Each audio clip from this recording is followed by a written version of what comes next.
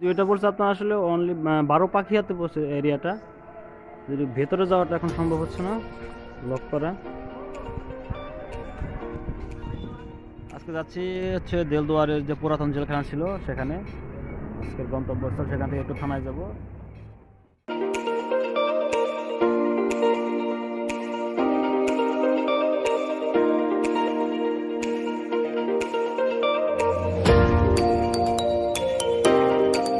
আসলে দেলদুয়ার যাওয়ার জন্য কয়েকটা রাস্তা আছে। আমরা যাচ্ছি হচ্ছে নাটিয়াপাড়া থেকে। নাটিয়াপাড়া থেকে যদি যেতে চাই, এখানে নাটিয়াপাড়া হয়ে আপনার পড়াইখালী ডুবাইল ইউনিয়ন পরিষদের আপনার সামনে দিয়ে আমরা যাবো। মেবি সম্ভবত আপনার 20 মিনিটের মতো সময় লাগবে বাইক নিয়ে যাইতে। আর দুই দিকে টাঙ্গাইল থেকে যদি আসা যায় তাহলে হচ্ছে টাঙ্গাইল থেকে সিএনজি পাওয়া যায়, সেখান থেকে সরাসরি আসতে পারবেন আপনারা। আর এদিক থেকে তাহলে যাওয়া যাক। এখন আমরা যাবো ডুবাইল ইউনিয়ন পরিষদ হয়ে।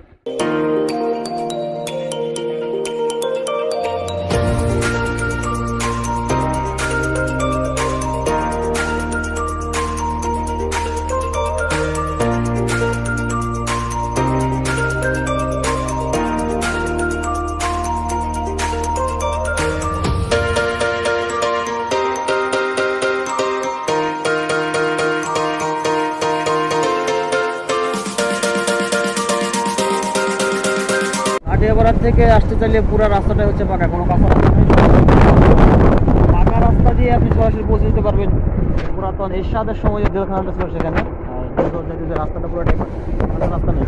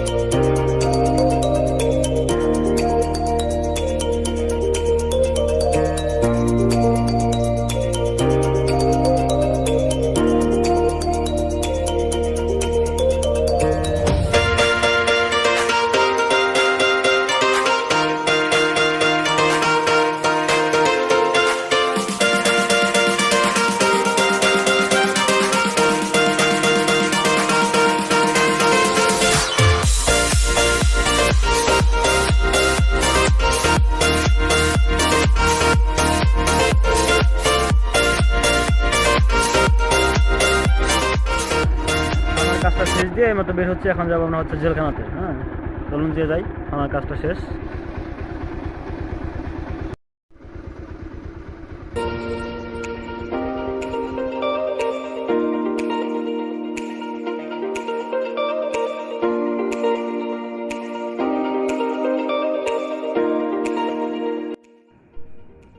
এটা হচ্ছে দেলদুয়ার পল্লী বিদ্যুৎ কেন্দ্র।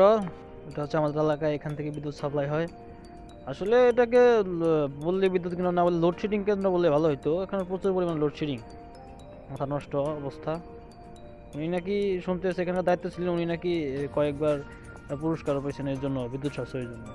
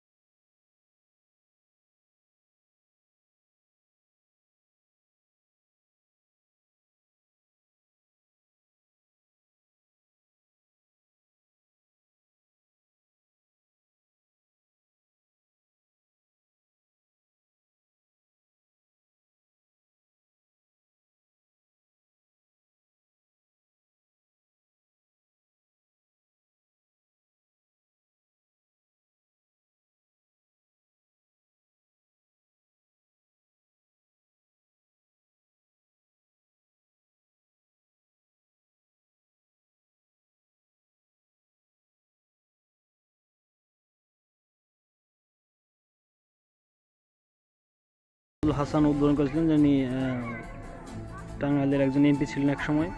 তারিখ হচ্ছে 15 এপ্রিল 1986 উদ্বোধন করা হয়েছিল। আর এটা নির্মাণ কার্য তত্ত্বাবধানে ছিলেন গণপূর্ত বিভাগ টাঙ্গাইল। প্রকল্প সমাপ্তি 30/11/1985 এটা আর কি আপনার প্রকল্প সমাপ্তি হয়েছিল এবং উদ্বোধন করা হয়েছিল 1986-তে। মানে কাজটা জেনারেলি ধরতে গেলে কাজটা শুরু হয়েছিল অনেক আগেই। নর্মালি এটি উদ্বোধন করা হয়েছিল 1986-তে, আর যে প্রকল্পের যে কাজটা শুরু হয়েছিল সেটা আর অনেক আগে শুরু হয়েছিল। এরশাদ আমাদের যে মারা গেছেন, আমাদের প্রধানমন্ত্রী, সাবেক প্রধানমন্ত্রী ছিলেন উনি, ওনার সময় এটা উদ্বোধন করা হয়েছিল, কিন্তু বর্তমানে এটি এখন চলছে না, এটি বন্ধ করা হয়েছে।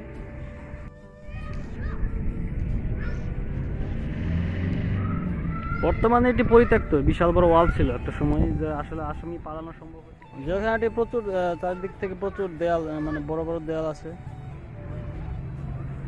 আপনারা তো দেখতে পাচ্ছেন পেছনে। যদি এখন ভেতরে ঢোকা সম্ভব হলো না, নেক্সট টাইম আসলে অবশ্যই ভেতরে ঢুকে ঘুরিয়ে দেখে দেবো। শোনা জানা আছে বিকেলবেলা নাকি খোলা হয়, আপনি জানতে পারলেন।